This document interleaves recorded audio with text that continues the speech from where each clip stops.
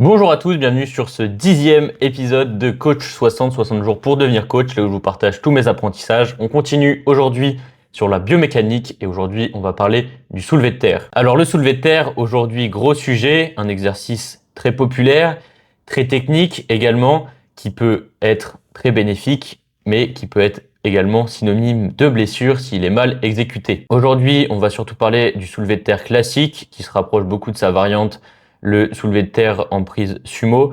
On va également voir une autre petite variante rapidement. Je vais vous énoncer tous les points qu'il faut prendre en compte pour un bon deadlift et je vais essayer de vous faire une petite démo à la maison avec mon manche à balai. Ça va être super pédagogique, je n'en doute pas. Alors le soulevé de terre, qu'est-ce qu'il va travailler? Il va travailler les ischio-jambiers, évidemment, les fessiers.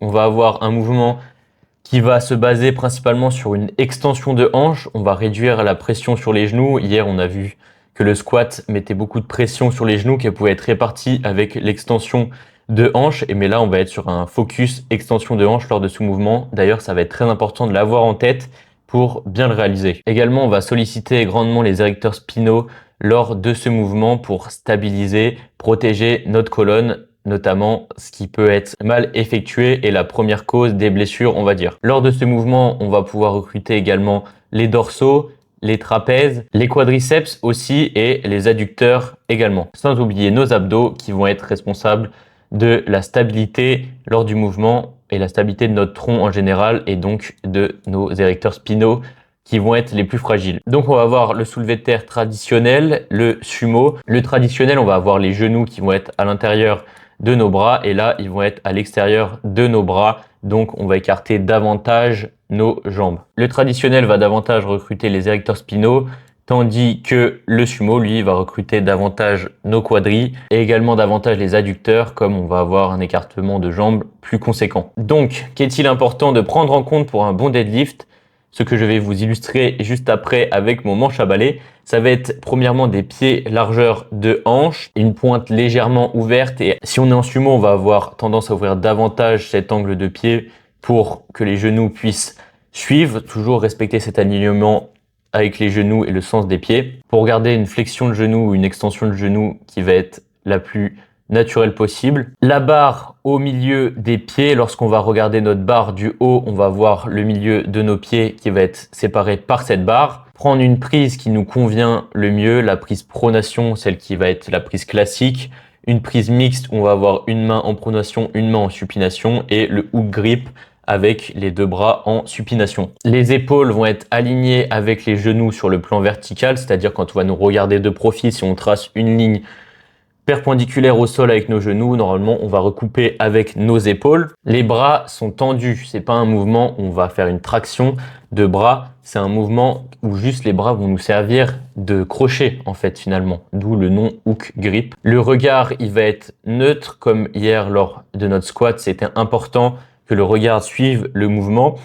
Donc il est neutre, il reste pas au même endroit, il suit le mouvement pour ne pas avoir une extension de cervicale trop prononcée et donc faire bosser la colonne de manière inadéquate. Rapprocher les omoplates, ça je vais l'illustrer sur le terrain, ça va être en fait on va chercher comme à faire un tirage vertical, mais sauf que là la barre elle est pas en haut, elle va être en bas. Donc pour engager bien notre grand dorsal notamment, nos trapèzes, c'est important de réaliser ce mouvement avant de commencer à tirer. Un bon gainage pour, comme on l'a vu hier, une stabilité du tronc et soulager les érecteurs spinaux, ça c'est indispensable, une bonne inspiration. Voilà, on est bien compact lors du mouvement. Un dos neutre, pas de cambrure excessive, notamment quand on va vouloir verrouiller le mouvement, on va être droit, mais on va pas faire comme ça, faire une hyperextension des érecteurs spinaux, ça va pas être bon. Et également les hanches qui doivent être alignées avec le bas du dos.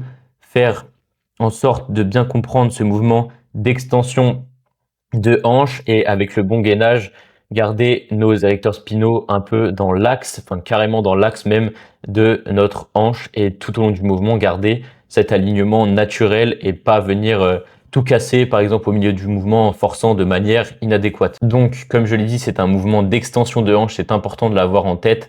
On va pas venir squatter notre deadlift, ça c'est pas bon.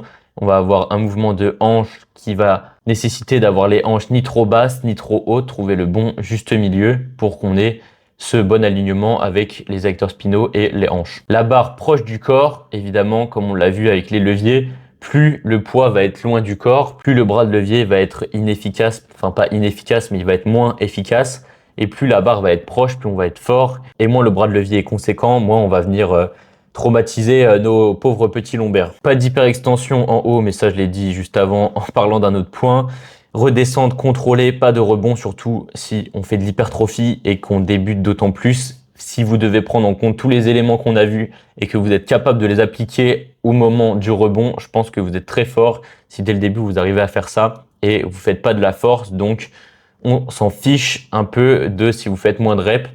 Après, c'est l'ego qui parle et ça, c'est pas très bon, surtout sur des exercices comme ceux-là où on s'expose, comme on l'a vu, à des blessures et c'est pas fou les blessures. Alors les red flags, comme hier, j'ai fait une petite liste de red flags qu'on retrouve le plus couramment. Une courbure des lombaires due à une mauvaise technique, un mauvais gainage, un mauvais départ où on va venir appliquer une tension au niveau de nos disques intervertébraux qui va être inconfortable et qui peut être la source de blessures les plus courantes au deadlift. Les disques intervertébraux qui se situent, d'où leur nom, entre nos vertèbres. Une hyperextension en haut du mouvement qui va mettre une pression excessive sur les érecteurs spinaux. Et avec la charge qu'on a, c'est pas bon du tout. Et c'est pas leur rôle d'être aussi, d'avoir une extension aussi conséquente. La tête trop relevée ou trop inclinée, on va venir traumatiser également la colonne avec une extension de nuque ou une flexion de nuque trop importante qui n'est pas bonne. La barre loin du corps, comme je l'ai dit, on va augmenter le levier et mettre davantage de stress sur le bas du dos et donc moins contrôler le mouvement et augmenter cette pression sur nos disques. Les épaules en avant, ça va être un peu pareil. On va augmenter le bras de levier, on va perdre en puissance si on n'engage pas ces grands dorsaux. On va compenser avec le bas du dos par exemple et ça va pas être bon. Et une courbure excessive du dos, c'est pas bon. On peut garder une petite courbure au niveau du haut du dos, mais c'est la courbure naturelle. On voit assez relativement bien si ça va être excessif, forcé ou si ça va être plutôt naturel et fluide. Un manque de gainage, on va pas protéger nos lombaires, on va avoir une instabilité donc qui va se traduire par une mauvaise technique, un mauvais contrôle et là ça paye et directement on va le payer, ça va être synonyme de douleur. Les hanches trop hautes, on va partir directement avec un dos qui va avoir une pression excessive et là ça va pas être bon. Un rebond excessif au sol comme j'ai expliqué, ça va pas être bon, on va perdre notre contrôle, perdre le contrôle de notre technique et en hypertrophie, c'est pas bon. Et les hanches trop basses, pour faire le lien avec les hanches trop hautes, il faut trouver le bon juste milieu. On va pas chercher à squatter le deadlift, expression que j'ai déjà utilisée juste avant, pour pas mettre trop de pression sur le genou. Normalement, c'est pas le but lors de ce mouvement. Et les genoux, je pense qu'ils prennent déjà assez cher. Et les mouvements de genoux sont quand même moins libres que ceux de hanches, car les hanches, elle peut aller droite à gauche, en bas à droite, elle peut bouger dans tous les sens. Et le genou, il peut juste aller en haut, en bas. Normalement, il n'est pas fait pour aller sur les côtés. Vous testez, ça marche moins bien que la hanche. C'est plus limité. Ça, c'est naturel et on pourra pas le changer. Bien évidemment, on est toujours sur un mouvement où il faut prendre en compte la mobilité, la morphologie du petit gars qu'on coach, de la petite dame qu'on coach. Et évidemment, on va avoir des préférences entre le sumo ou le tradi. Ça va dépendre de notre morphologie, de comment on se sent, comment on se sent le plus fort. On va avoir tendance à dire que le sumo, ça va être plutôt pour des personnes qui vont être petites et plus on va avoir des membres longs, plus on va chercher à passer en tradi normalement. C'est un peu la tendance qui se retrouve à haut niveau dans le powerlifting. Donc, faut trouver celui qui nous convient. Pour ça, faut tester longtemps, améliorer notre technique et c'est pas du jour au lendemain, comme je l'ai dit. Travailler la mobilité aussi. Je vais vous faire pas mal de contenu, je pense, pour intégrer de la mobilité dans vos entraînements, car ça, c'est vraiment important si on veut progresser sur le long terme aussi, je pense, dans un point de vue longévité de notre pratique. Et la petite variante, le trap bar, on va être davantage droit, donc on va réduire la pression sur nos lombaires, ce qui peut causer défaut. Et on va avoir des bras de levier très réduits, car on va rester près du corps, et ça va permettre d'être plus puissant et d'être plus fort. Ça peut être pas mal si on veut charger. D'ailleurs, extrait de la vidéo YouTube qui est sortie hier où on est avec Raph et on parle de nutrition, un peu les mythes de la nutrition, un peu les questions que tout le monde se pose en nutrition, en muscu. On y répond dans cette question lors d'une séance. Bon voilà, on se retrouve pour la mise en situation. Un outfit de qualité pour bien voir comment ça fonctionne. Alors, on a notre barre de deadlift de 200 kg là, voilà. Qu'est-ce qu'on va faire? Premièrement, la barre, hein, elle est au sol, on s'en fiche. Nous, on arrive, hop, on se place, largeur d'épaule quand même, hop, pied un tout petit peu ouvert, vraiment tout petit peu. Si on est en deadlift sumo, évidemment, on va avoir tendance à... Parce que les genoux, comme ça, ils vont suivre, comme ceci. Hop, le deadlift sumo, on va avoir nos bras qui vont être à l'extérieur, à l'intérieur plutôt des genoux. Et le tradi, on va être plutôt comme ça. Donc, on va avoir les genoux à l'intérieur des bras. Donc, largeur d'épaule, hop, comme ceci. On se met bien confortable. Là, je sens que c'est ma position naturelle. Là, je le sais. On est bien. Hop, la barre, évidemment, elle est à peu près à cette hauteur-là parce qu'il y a du poids dessus. Faut qu'elle soit au milieu de nos pieds comme on l'a vu. Hop, on prend une prise qui va nous permettre d'être confortable. Voilà, comme ceci. Hop, elle est au milieu. Là, on imagine qu'elle bouge plus parce qu'elle est chargée. Hop, on va venir rapprocher les tibias de la barre. On va faire comme si on faisait un tirage vertical, je vous l'ai dit. Le tirage vertical, hop, on va engager ici notre grand dorsal, notre trapèze médian. Donc, comment ça va se traduire ici? Ça va être plutôt comme ça. On peut faire des exercices aussi hein, sans la barre. Là, on le sent, hop, ils sont engagés. Et hop, on va venir à la position, comme ça. Là, comme ça, on sent bien le truc. Là, je sais qu'ils sont engagés. Après, qu'est-ce que je vais faire? Je vais venir me dire dans ma tête que c'est un mouvement d'extension de hanche. Le mouvement d'extension de hanche, c'est ça. Hein. C'est ce mouvement. Et je vais essayer de le faire quand je vais être dans ma position. Je vais essayer de l'engager, d'engager mes hanches déjà au début du mouvement. Donc là, on est là. Hop, on a engagé les dorsaux, on a engagé les hanches. Hop, après on prend notre inspiration. Moi, je la relâche parce que sinon je pourrais plus parler. Hop, on est comme ça. Et là, on va venir penser à tout. L'extension de hanche. Garder nos dorsaux bien engagés. Et hop, on va monter tout doucement pour finir en haut. On finit pas comme ça avec une hyperextension de nos érecteurs spinaux. On l'a vu, c'est pas bon. Ils vont pas être contents. Donc voilà, on est comme ça. On finit, on est bien droit. On garde tout engagé. Et on redescend tranquillement. On pose notre barre. On pense à tout ce qu'on doit remettre en place avant de remonter. Et puis on est reparti. Je me mets de l'autre côté. Je vais vous montrer pour finir deux profils. Et j'ai oublié de parler du regard juste avant. Et également de garder la barre proche du corps. Ça, c'est important, on l'a fait, mais je ne l'ai pas notifié. C'est une erreur. Donc voilà, on prend notre écartement, largeur de hanche. Là, on est bien. Hop, on met la barre au milieu de nos pieds, comme ceci. Les tibias sont rapprochés. Hop, on va venir engager les dorsaux. Hop, tirer vers l'arrière. Chercher à rapprocher nos omoplates un peu et les abaisser. Hop, on va avoir en tête le mouvement d'extension de hanche. Après, on va prendre notre air.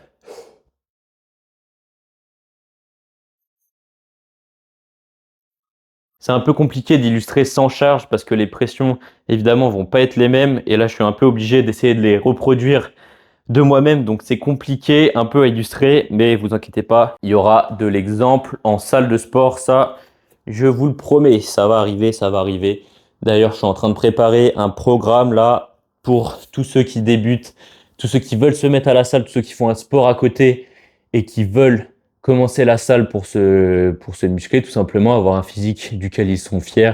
Je suis en train de préparer ça. Il va y avoir des vidéos qui vont illustrer chaque exercice. Ça va être un programme qui va pouvoir être donc pour débutants, qui va être assez général, avec des exercices qui vont permettre aux débutants de commencer, de progresser. Évidemment, on l'a compris, le coaching, c'est très individuel, mais il y a des programmes qui peuvent se faire et être généraux. Quand on commence, surtout, ça peut être super bien, je pense, de savoir où on va plutôt que de faire un petit peu comme moi, je faisais au début, c'est-à-dire un peu aller à droite, à gauche, prendre une machine pour le dos, une machine pour les jambes, hop, hop, hop, faire ces petits entraînements qui ressemblent à rien, manger sans savoir.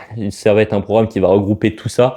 Ça me prend du temps, mais j'espère que ça pourra aider un maximum de personnes à développer un physique. Donc voilà. Moi, je vous dis à demain. J'espère que ce petit format avec mon manche à balai vous a plu et a été assez clair.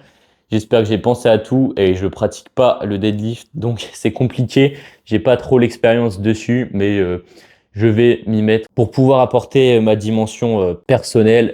L'expérience, c'est super important selon moi. Donc voilà, à demain.